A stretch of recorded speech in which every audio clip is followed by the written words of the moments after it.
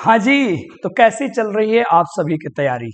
ता है ती है रहा हूँ के चक्कर में तो नहीं है ना बच्चों? चलो आगे आप बढ़ चुके तो खुशी की बात है।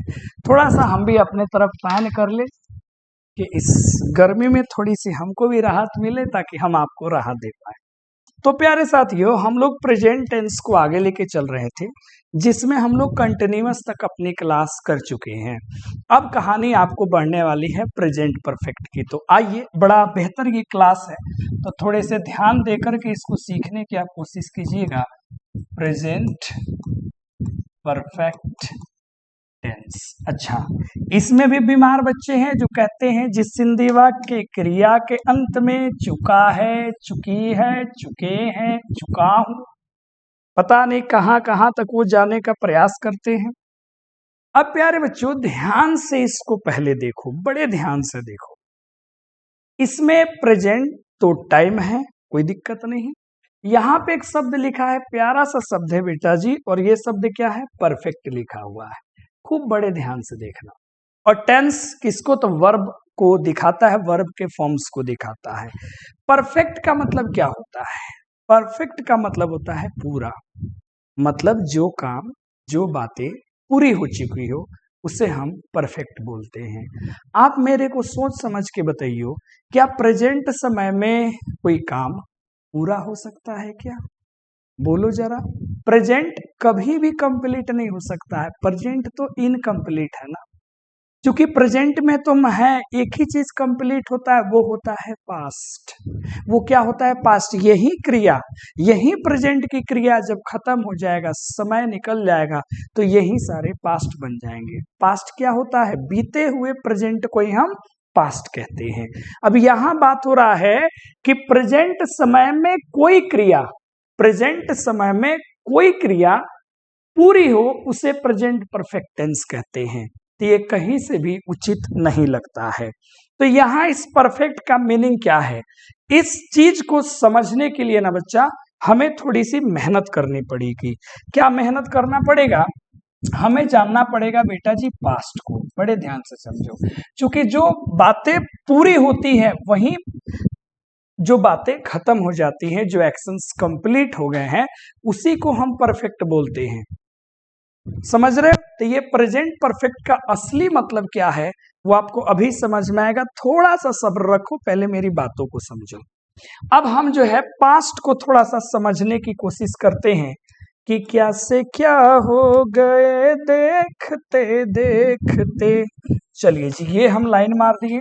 लाइन मार दिए मतलब ये हमने लाइन बना दिया। और ये कौन सा लाइन है?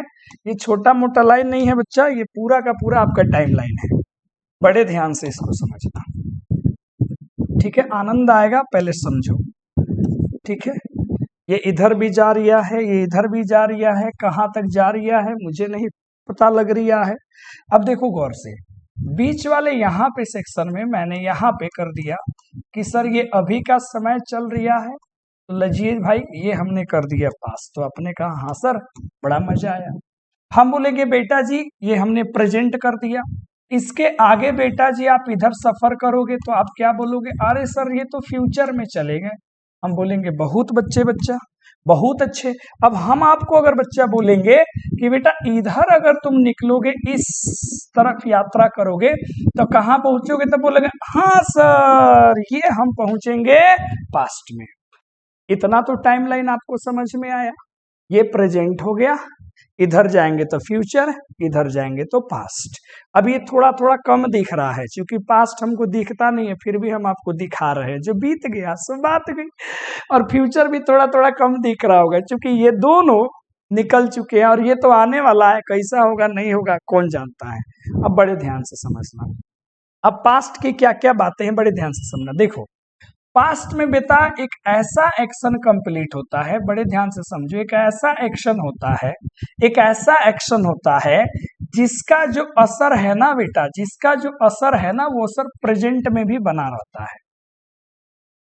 एक्शन हुआ, लेकिन एक्शन का जो इफेक्ट है वो अभी भी है।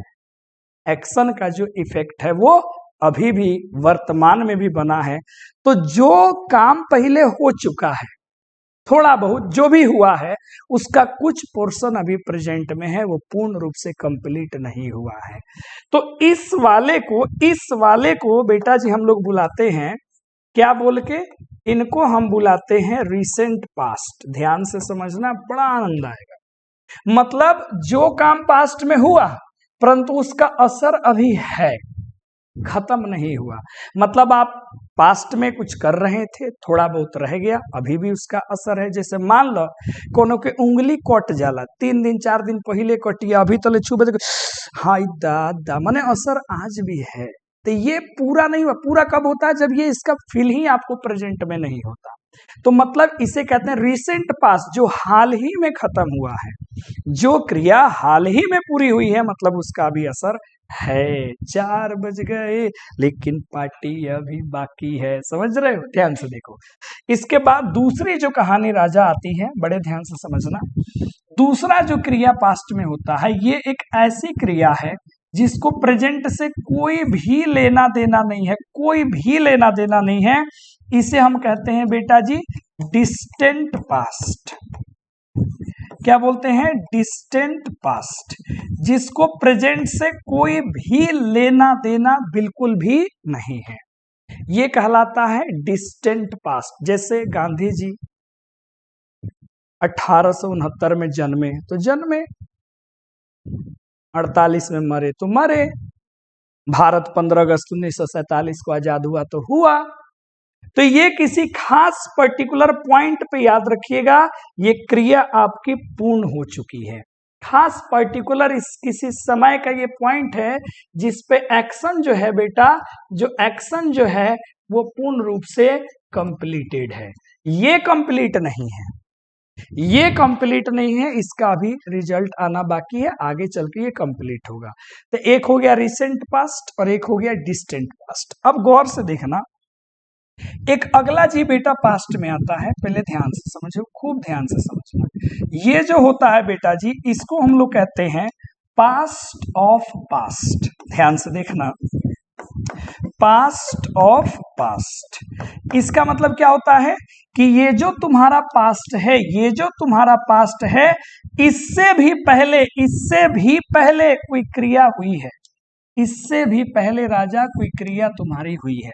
मतलब जैसे आप पढ़े हो बचपन में, डॉक्टर के आने से पहले रोगी मर चुका था, मेरे स्कूल पहुंचने से पहले घंटी बज चुकी थी। गौर से देखो, पहुंचने के पहले ही कोई क्रिया हो चुकी है। तो आप पहुंचे, पास्ट में किसी समय पे पहुंचे होंगे, घंटी बज गई पहले ही। तो ये क्या हुआ? या आप बोलते मेरे स्कूल पहुंचने के बाद घंटी बजी, तो आप पहुंचे, तो ये तो एक क्रिया हुआ ना। जो बाद में क्रिया हुआ उससे पहले क्रिया हो गया कि आप पहुंचे। तो क्या होता है, पास्ट से भी पहले क्रिया होती है जिसे हम लोग कहते हैं पास्ट ऑफ पास्ट। तो ये 3 तरीके के पास्ट अभी आपने ध्यान से समझा, रिसेंट पास्ट, डिस्टेंट पास्ट और पास्ट ऑफ पास्ट। अब बेटा जी समझ लो, पास्ट में और भी क्रियाएं होती है। जैसे एक वो क्रिया होगी बेटा जो पास्ट में ही जारी थी, पास्ट में ही जारी थी, अब प्रेजेंट में नहीं है। जैसे वो 2010 में अंग्रेजी सीख रहा था, 2010 में ही अंग्रेजी वो सीख रहा था, अब नहीं सीखता है, लेकिन उसके अंग्रेजी सीखने की क्रिया 2010 में जारी रहा, पूरा 2010 में अंग्रेजी सीखते रहा। अब समझो, तो ये इंपॉर्टेंट है। इसके पीछे अगर आप बेटा जी और आप आते हैं तो और भी कुछ कुछ पास्ट आपको दिखते हैं। कैसे, समझिएगा जी, ये 3 इंपॉर्टेंट, इसके अलावे हम आपको सिखा रहे हैं, ध्यान से देखना। एक होता है जी जो एक्शन पास्ट में कंटिन्यू हो, उसे आप क्या बोलते हैं? Past continuous. एक एक्शन होता है बेटा जी जो पास्ट में ही स्टार्ट हुआ, पास्ट में ही स्टार्ट हुआ और पास्ट में ही कंटिन्यू रहा, पास्ट में ही कंटिन्यू रहा। जैसे वो 2010 से पढ़ रहा था, तो 2010 से उसने पढ़ाई शुरू किया, कल तक पढ़ रहा था, परसों तक पढ़ रहा था। तो ये पास्ट में ही शुरू होके पास्ट में ही खत्म हो, पास्ट में ही जारी रहा, पास्ट में स्टार्ट हुआ, पास्ट में कंटिन्यू रहा।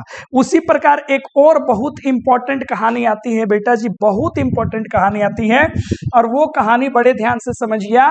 एक क्रिया होता है बेटा जी जो स्टार्ट होता है, समझना, स्टार्टेड इन द पास्ट, जो पास्ट में स्टार्ट हुआ बेटा, बड़े ध्यान से समझिएगा, ये जो ना समझते हैं उनको बड़ा तकलीफ होता है। Started in the past and is still continuing in the present. मतलब जो क्रिया शुरू हुई पास्ट में और अभी भी प्रेजेंट में जो चल रही है और अभी भी उसका रिजल्ट नहीं आया, वो कब तक चलते जाएगा कोई नहीं जानता है। तो कुल मिलाकर के इतने प्रकार के बेटा जी होते हैं पास्ट। एक पास्ट, दो पास्ट, तीन, चार, पांच, छह तरीके के पास्ट हो गए। अब हम यहाँ जो जो पास्ट बोले हैं अब उनके बारे में जान लीजिए। और इसी तरीका से बेटा जब अंग्रेजों की बुक्स आप ग्रामर पढ़ोगे तो उन्होंने ऐसे ही सब कुछ समझाया। रिसेंट पास्ट को ही बेटा आप बोलते हो प्रेजेंट परफेक्ट टेंस, ठीक है। आप डिस्टेंस पास्ट को ही बेटा जी बोलते हैं पास्ट इंडेफिनिट, पास्ट इंडेफिनिट। आप पास्ट और पास्ट को ही बोलते हैं पास्ट परफेक्ट। क्या बोलते हो? Past perfect. पास्ट कंटिन्यूअस तो ये नाम ही हो गया। स्टार्ट हुआ पास्ट में कंटिन्यूअस था तो इसको आप क्या बोलते हो? Past perfect continuous. और इस वाले का आप क्या नाम देते हो? Present perfect. परफेक्ट हो गया पास्ट का और आज भी जारी है तो कंटिन्यूअस। ये सारे पास्ट के ही भाग हैं। ये सारे किनके पास्ट किनके भाग है बोलो जरा? पास्ट के भाग है।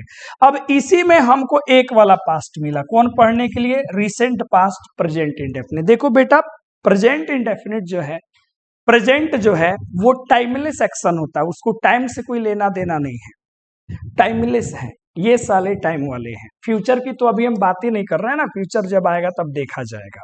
तो ये इतने सारे हैं, तो ढंग से इसको पॉज करो, पहले ग्राफ बनाओ, ठीक है।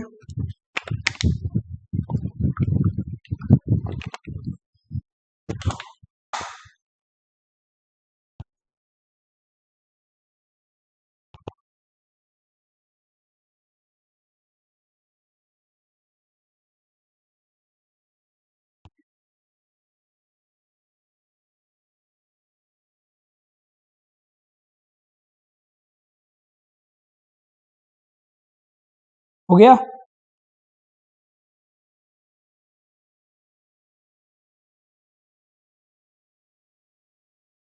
चलिए आगे बढ़ते हैं।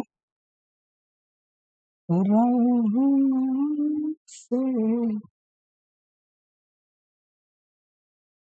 मुलाकात हो गई, उसे देखते हैं।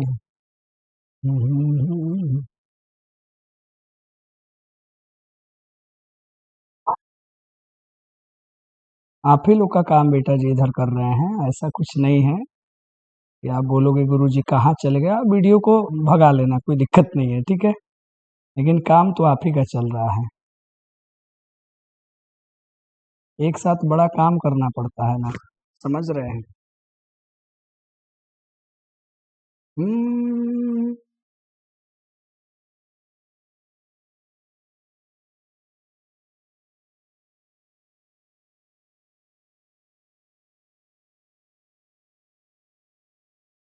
चलिए तो शुरू करते हैं कहानी को, है ना।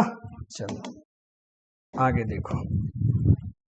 अब पास्ट की कहानी को आते हैं और यहां से प्रेजेंट परफेक्ट को ध्यान से समझते हैं। तो हमने अभी प्रेजेंट परफेक्ट को क्या कहा, एक और हमने यहाँ पे नाम दे दिया। क्या नाम दे दिया? Recent past. क्या दे दीजिए? Recent past. इसको हम नहीं कहेंगे पढ़ा था, इसको लिटिल पास्ट के भी नाम से जाना जाता है। Little past in the sense कि पास्ट में ही खत्म हुआ, लेकिन अभी खत्म पूर्ण रूप से नहीं हुआ, अभी ये अधूरा ही है, ठीक है। चलो ध्यान से देखो। अब इसको हम क्या बोलते हैं बुआ? इट सोज, ठीक है, इट सोज एन एक्शन। ये ऐसे क्रिया को शो करता है विच हैज कंप्लीटेड, जो क्रिया पूर्ण हुई है, कंप्लीटेड रिसेंटली और shortly in the past, in the क्या बेटा जी, पास्ट। जो कंप्लीट तो हुई है लेकिन रिसेंटली कंप्लीट हुआ है, अभी अभी कंप्लीट हुआ है, कहाँ, पास्ट में, तो इसे हम कहते हैं प्रेजेंट परफेक्ट टेंस के नाम से जानते हैं। और एक और चीज मैंने क्या कहा, जिसका असर, जिसका क्या बेटा, असर कहाँ है, कहाँ है, प्रेजेंट में बना हुआ है, ध्यान से रखिएगा, ठीक है। तो ये रिसेंटली कंप्लीटेड एक्शन को बताता है। आप शॉर्ट में भी लिख सकते हैं कि it shows recently completed action, completed action. अब जैसे मन करे वैसे, जो मन करे वो लिखियो, हमारे यहाँ ज्यादा लोड लेने की जरूरत नहीं है आपको। ये बात समझ में आया।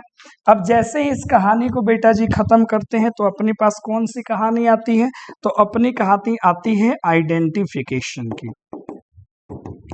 कौन सी कहानी आती है, आइडेंटिफिकेशन का मतलब होता है बेटा पहचान।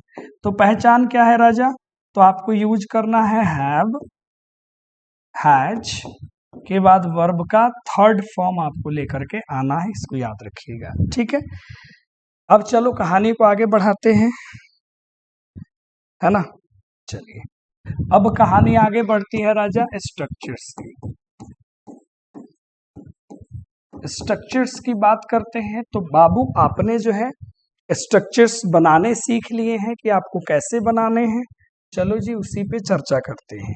सबसे पहले आप कौन सा स्ट्रक्चर बनाओगे, बताओ जरा। सबसे पहले आप बनाओगे, आप बोलोगे सर हम ये वाली सबसे पहले बनाएंगे, बोले चल बना। Subject plus have Guruji, has, third form other words. फिर क्या रखेंगे गुरुजी, इसके बाद में हैव होगा, हैज होगा, नॉट होगा, थर्ड फॉर्म होगा, अदर वर्ड्स होगा। बहुत अच्छे बेटा। अगला क्या करोगे, हैव, यहां से has, subject, third form, other words, question mark. और क्या करोगे, तो have, has, subject, not, third form, other words and then question mark. पांचवा कैसे पता है आपको, कि पांचवा में हम लोग क्या करते हैं बेटा जी, तीसरा, और WH वर्ड के बाद अगर हम मिला देंगे चौथा तो अपना काम 6 स्ट्रक्चर के काम यहाँ पे अपनी कंप्लीट हो जाती है। ये तो आप उधर से ही पढ़ते सारी चीजें आ रहे हैं। अब अगर हम सेंटेंसेस की बात करें, जैसे आई हैव, ठीक है, I have written a book, मैंने किताब लिखा है। दूसरा क्या बनेगा, I have not written a book, ठीक है।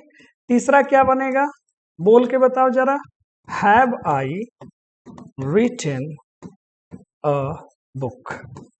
ये क्या बनेगा, वाई हैव, हम खुद से सवाल पूछ रहे हैं, रिटन अ बुक, मैंने एक किताब क्यों लिखी है।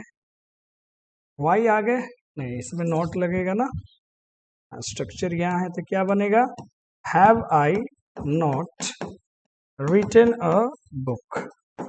अब कोई सा भी WH वर्ड यूज कर लो, कैसे यूज करोगे, वाई और इसमें 3 वाला स्ट्रक्चर मिला दो, और फिर हमने ये लिखा वाई और इसमें आप 4 वाला स्ट्रक्चर मिला दो, बन गए। अब इन्हीं को यदि आपको हिंदी सोचना हो, हिंदी सीखना हो तो बोलो ना कि सर जी मैंने, है ना, कि एक किताब या पुस्तक लिखी है, या मैं किताब लिख चुका हूं, मैंने किताब लिखना पूरा किया है। अब कुछ भी लिखो इसमें, चुका हूं, या है, ई है, जो आप जानते हो वो सब आप इसमें भसड़ निकाल लो, कोई दिक्कत की बात नहीं है। तो ये हम बेटा इसलिए आपको थोड़ा बहुत बना देते हैं ताकि जब आपको सेंटेंसेस मिले, क्या मिले, सेंटेंसेस मिले, ट्रांसलेशन यदि कहीं फंस गया तो बड़ा मजा आएगा, ठीक है। स्ट्रक्चर्स को जरा लिखिए ध्यान से, और स्ट्रक्चर्स को लिखने से ज्यादा बेटा ना बोलना घर पे ही।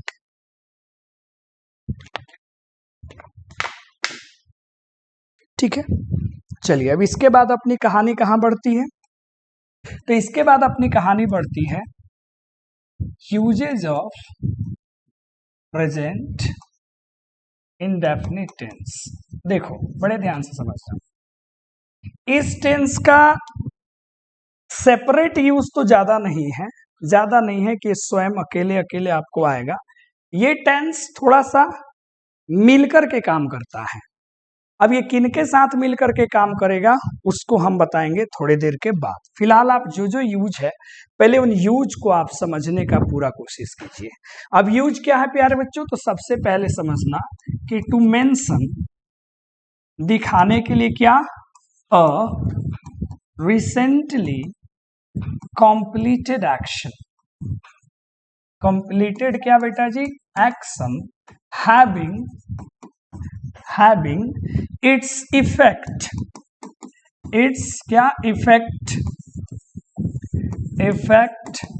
on present। बड़े ध्यान से पहले पढ़ो, है ना। अब कुछ बच्चा है ना इस लोड में आ रहा है कि सर जी इंग्लिश पढ़ा रहे हैं तो इंग्लिश में लिख रहे हैं, बाकी लोग तो हिंदी में लिखता है। तो बबुआ हमार ये पीडीएफ खोल के जो टीचर लोग पढ़ाए वाला बा उन लोग के कॉन्सेप्ट ज्यादा क्लियर ना रहता है। पीडीएफ हटा दोगे तो लोग का हालत खराब हो जाएगा।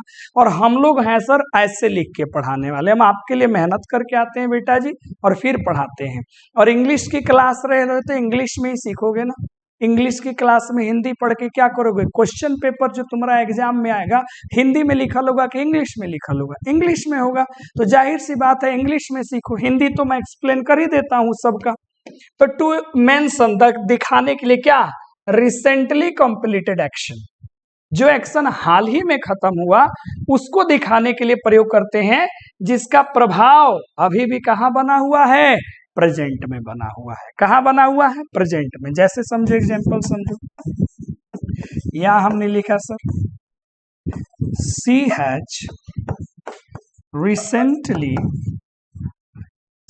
Recently watched this film. उसने हाल ही में इस फिल्म को देखा है। उसने हाल ही में इस फिल्म को देखा है। देखो कौन सा वर्ड यहाँ पे लग गया बेटा, रिसेंटली लग गया ना, इसीलिए हमने हैज के साथ वर्ब के थर्ड फॉर्म का इस्तेमाल किया गया है। चलो आगे बढ़ते हैं। जैसे मैंने लिखा अमन हैज जस्ट, ठीक है, Aman has just finished his meal. समझ रहे जी, Aman has just finished his meal. Aman ने अभी अभी क्या किया है सर, तो अभी अभी उसने अपने मील को, मील का मतलब यहाँ पे क्या हो गया बेटा, भोजन हो गया। भोजन को क्या किया है, फिनिश किया है। तो यहाँ पे कौन सा शब्द लग गया, कौन लग गया, जस्ट लग गया। अब आपको यहीं से जो है ना दिमाग लगाना है। कुछ कुछ कीवर्ड्स होते हैं जिस पे हमें देना है ध्यान, ठीक है। तो पहले इस एग्जाम्पल को लिखिए, फिर हम आपको कीवर्ड्स लिखाते हैं। जल्दी करें जरा।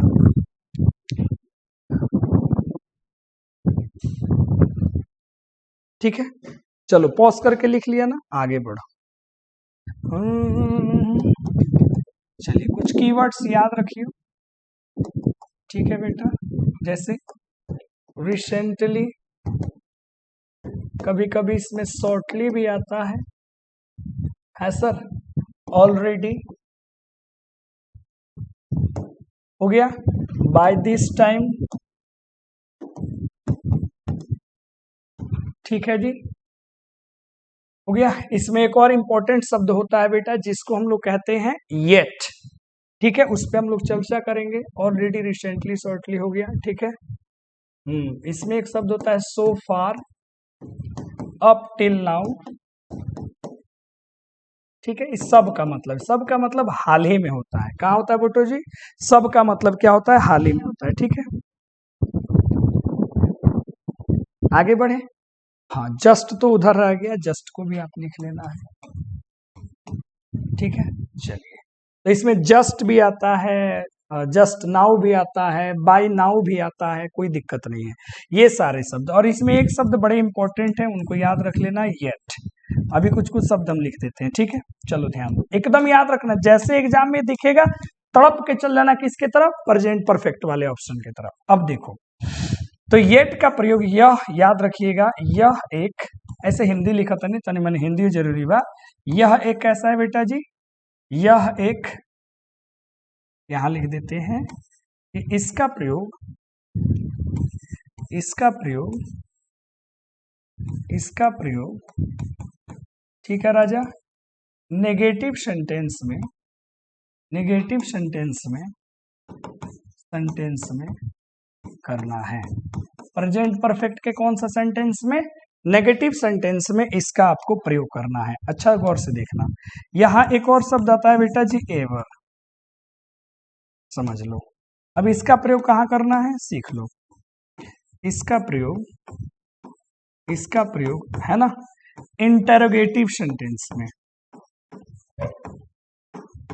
इंटेरोगेटिव सेंटेंस में करना है। बात समझ में आया? ये दोनों बड़े इंपॉर्टेंट है सर, परीक्षा में आते हैं और हमें क्या कर देते हैं परेशान। जैसे एक बार एग्जाम में क्वेश्चन आया था अपने कि she has not come yet, she has not come yet, yet माने अभी भी वह आई नहीं है। यहां देखो एट है तो इसीलिए हमने हैज नॉट का इस्तेमाल करा है, ठीक है। एक और एग्जांपल यहाँ पे लिखते हैं आपकी सुविधा के लिए, जैसे मैंने यहाँ लिखा, have you ever visited Nepal, Nepal राजा, क्या तुम कभी कभी नेपाल गए हो। गौर से देखो यहाँ पे एवर है तो सेंटेंस तुम्हारा क्या है इंटरोगेटिव है। इन पर खूब बढ़िया से बेटा ध्यान देना। अच्छा थोड़ा सा इधर खसका देते हैं, ठीक, खूब अच्छे से इन पर ध्यान देना, ये बड़ी गड़बड़ हमसे करवाते हैं, ठीक है। ये बाकी हमें पॉजिटिव सेंटेंस में यूज करना है। सेंटेंस में जैसे इसमें खास करके याद रखना, by this time, so far, up till now, by now, ये सब को कहाँ ले जाना है पता है, सेंटेंस के आखिर में। कहाँ ले जाना है, सेंटेंस के आखिर में, सेंटेंस के अंत में। ये सारे पॉजिटिव सेंटेंस में आते हैं, आप लिख सकते हो, ठीक है। रिसेंटली, शॉर्टली, ऑलरेडी है या जस्ट है, समझ रहे हो, या एवर है, इन सब का प्रयोग करना है मेन वर्ब से पहले। कहाँ यूज करना है, मेन वर्ब से कहाँ लेकर के आना है पहले। मेन वर्ब से कहाँ लेकर के आना है बताओ जी, सबको पहले लेकर के आना है, ठीक है। चलिए आगे बढ़े, चलो ठीक, अच्छा लगा। अब जरा इन सेंटेंस पे गौर करना, सी हैज नेवर हेल्प्ड मी, ठीक है। I have already supported the BJP, ठीक है। अब गौर से देखिए, ठीक है। अभी हमने यहाँ पे ये भी सेंटेंस लिखा था हैव यू एवर, चलो एक बार और रिपीट कर देते हैं, हैव यू एवर, ठीक है, विजिटेड नेपाल। एक और सेंटेंस लिख रहे हैं, सी हैज जस्ट कॉन्टेक्टेड, या मेड अ कॉन्टेक्ट होता है जी, she has just made a contact with him, अभी उसने उसके साथ क्या किया है, मेरे साथ संपर्क करा है, कॉन्टेक्टेड। अब यहाँ पे गौर से देखना, ध्यान से देखना, हेल्प, सपोर्टेड, विजिटेड, मेड, ये सारे के सारे राजा मेन वर्ब है, ये सारे के सारे मेन वर्ब। और इनसे पहले देखो क्या आया, नेवर, ऑलरेडी, एवर, और क्या बेटा जस्ट, क्या आया जस्ट। अब गौर से देखना, तो इनको यहां रखना है। अब यहां में बहुत बच्चा कहता है सर नेवर आ गया, नेवर तो सर प्रेजेंट इंडेफिनिट में आता, बिल्कुल आया था।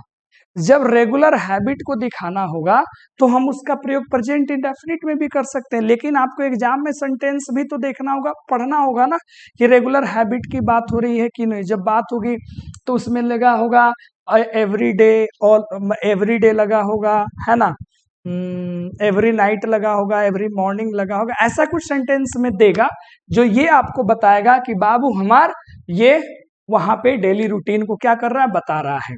फिलहाल यहाँ हमने यूज किया रिसेंटली एक्शन के लिए, सी हैज नेवर हेल्प मी, उसने मेरी मदद कभी नहीं की है, कभी नहीं की है। बात समझ में आया कि नहीं आया? चलो कंप्लीट हो गया कहानी, इनको याद रखना। अच्छा इसका मतलब क्या होगा बेटा? अच्छा थोड़ा सा खेल लेते हैं आपके साथ। They have had there lunch. चलिए इसका मतलब कोई जल्दी बता दे। फिर हमने यहाँ लिखा आई हैव हैड माई, कुछ भी लिख लो, ब्रेकफास्ट। इसका मतलब क्या हुआ? बच्चा गड़बड़ हो जाता है कि अरे सर ये तो बड़ी आप खेल करते हैं सर, ऐसे कौन पढ़ाता है, बताइए सर। यहाँ हैव के बाद आपने हैड दे दिया, हैव के बाद हैड दे दिया। अरे बबुआ ये हैव जो लगा है यहाँ पे, ये हेल्पिंग वर्ब है, बेसिक वा नहीं का पढ़ ले, शुरू में पढ़े ले बने, ये सब हेल्पिंग वर्ब है। और ये जो यहाँ पे लगा है ये सारा का सारा यहाँ पे मेन वर्ब है। याद करो प्रेजेंट कंटिन्यूअस में हमने बताया था। अब मेन वर्ब का ना, मेन वर्ब का रूप है तीसरा। अब यहाँ इसका मतलब क्या है, बड़े ध्यान से समझिएगा। यहाँ क्या लिखा है, लंच, तो लंच से क्या पता लग रहा है कि यहाँ है हैड का मतलब यहाँ पे है टेकन देयर लंच, और यहाँ पर भी है टेकन ब्रेकफास्ट। तो यहाँ हैड का मतलब टेकन लिखा गया है राजा, क्या लिखा गया है, टेकन। हमने बोला था ना हैव का मतलब टेक, ड्रिंक, एंजॉय, बहुत कुछ होता है। तो ये जब आए, अब यही पास्ट में अगर हम पढ़ेंगे तो जब हैड हो जाएगा, तो यहाँ पे ये जो हैड है हेल्पिंग होगा, और ये हैड क्या हो जाएगा, मेन। तो इसका मीनिंग यहाँ पे अलग होगा, कुछ अलग होगा। बात समझ में आया कि नहीं आया? बोलो, पल्ले पड़ा। अब बढ़ते हैं सेकंड यूज की तरफ। तो ये तो पहला यूज आप तबाही मचा दिए। अब इसी प्रकार अब आ जाते हैं अगले यूज के तरफ, और बड़े ध्यान से उसको समझिएगा, खूब ध्यान से समझिएगा, ठीक है। चलिए देखिए जरा, हमने यहाँ पे लिखा नेक्स्ट। एक सेंटेंस यहाँ प्यार भरा आपको लिखते हैं, दिमाग लगाना, ठीक है।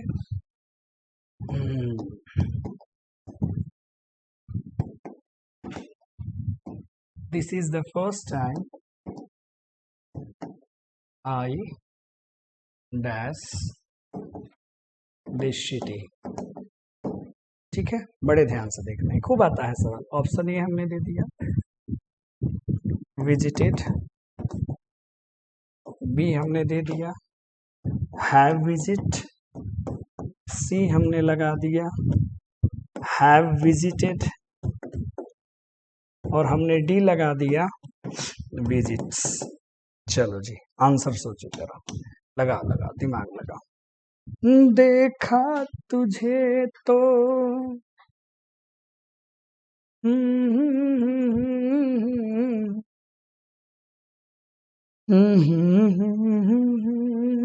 अब चलो, इसके लिए ज्यादा टेंशन लेने की आवश्यकता नहीं है, परेशान होने की जरूरत आपको नहीं। क्यों? यहां से एक छोटा सा कॉन्सेप्ट याद रखना, पालू तुम्हें तो, यहाँ पे दिस या फिर कहीं कहीं इट भी आ जाता है। इसके आगे यहाँ पे क्या होगा, इज के आगे लगा होगा द, के बाद लगा होगा एस डी, और फिर इसके आगे आएगा कोई ना कोई सब्जेक्ट, और आपसे पूछेगा कि यहाँ पे आपको क्या भरना है, ऐसे। तो यहाँ पे याद रखना हमें भरना है प्रेजेंट परफेक्ट। क्या भरना है बेटा? Present perfect.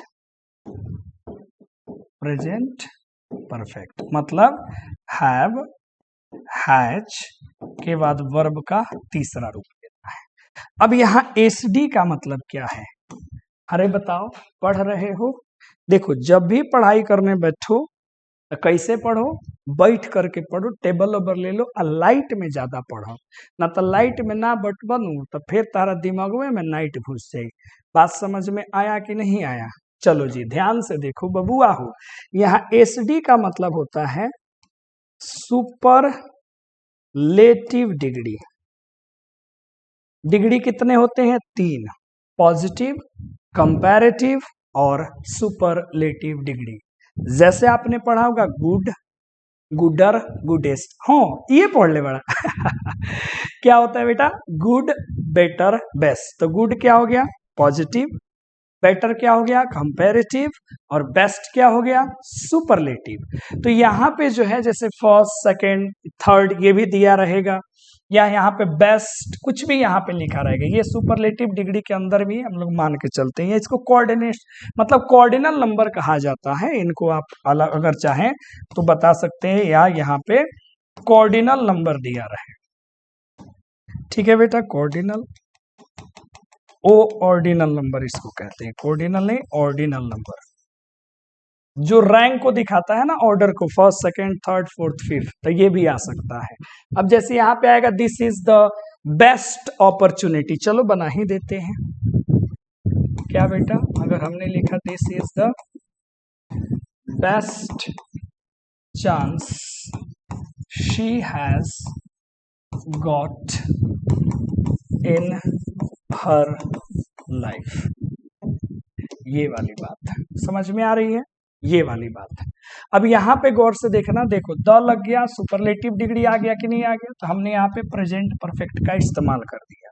तो इसी तरह यहाँ क्या देखना है? द प्लस सुपरलेटिव डिग्री है, दिस इज यहाँ पे लगी गया, यहाँ पे टाइम देगा, यहाँ पे चांस देगा, यहाँ पे अपॉर्चुनिटी देगा, कुछ भी दे तुमको। आगे आपको क्या भरना है? हैव प्लस वर्ब थ्री, तो हैव या हैज। तो यहाँ देखो आई के साथ क्या लगेगा? हैव लगेगा। करेक्ट आंसर ये हो जाएगा। बड़ा इंपॉर्टेंट है ये, धीरे धीरे परीक्षा में आता है और धीरे धीरे काम खराब करके ये चला जाता है। चलो जल्दी इसको नोट करो।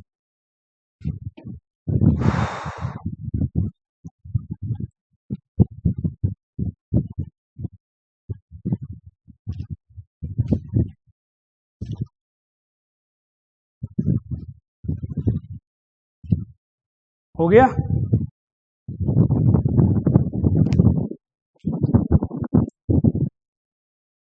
चलो आगे बढ़ते हैं। इतना से तो आपका काम चल जाएगा, फिर भी ये वाली एक और कॉन्सेप्ट याद रखना नेक्स्ट। ठीक है, कितने बज गए? अरे 9 बज गया भाई। चलो कोई नहीं, लास्ट वाला खत्म करते हैं। ठीक है, अच्छा यहाँ पे हम एक सेंटेंस लिख रहे हैं, देखना। 6 months have passed, 6 महीने गुजर चुके हैं since I met her, मुझे उससे मिले हुए। ऐसे ही सेंटेंस बनता है कि nobody has been talking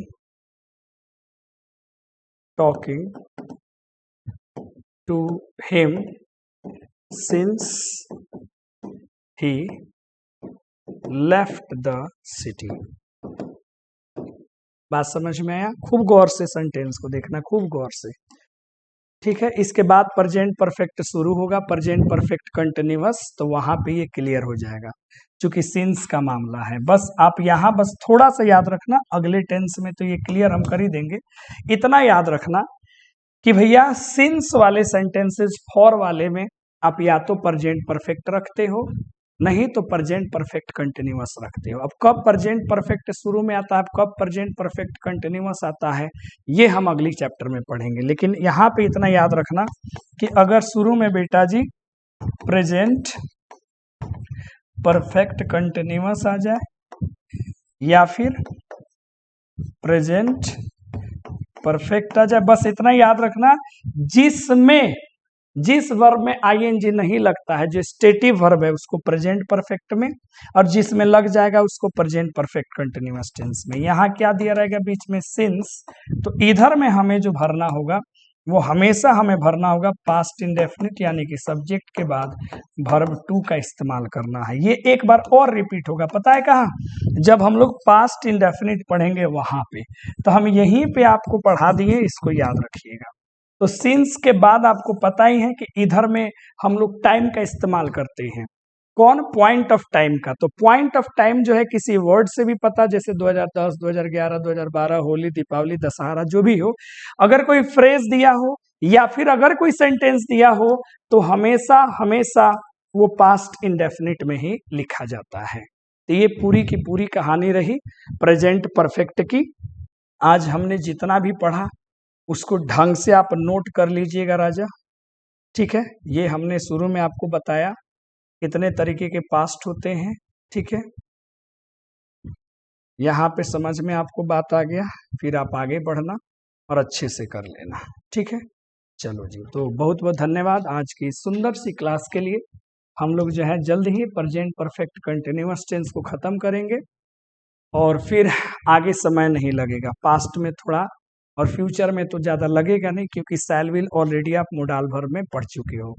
तो टेंस जैसे खत्म होगा फिर हम लोग एमसीक्यू आपका बना लेंगे, इसके ऊपर क्वेश्चंस बनाएंगे, उसके बाद हम लोग वॉइस और फिर शुरू करेंगे नरेशन। तो लगभग आपका ग्रामर निपट जाएगा और लास्ट में जो है हम आपको उसके बाद शुरू करेंगे क्या, आर्टिकल्स और प्रेपोजिशन। फिर आपका लगभग जितना चाहिए उतना आपका निकल जाएगा। तो जल्द ही 4-5 क्लास और लगेगा, ये पूरी खत्म हो जाएगी, उसके बाद हम शुरू करेंगे वॉइस को। तब तक के लिए धन्यवाद, मस्त रहो, व्यस्त रहो और पढ़ाई में लगे रहो। ठीक है, धन्यवाद।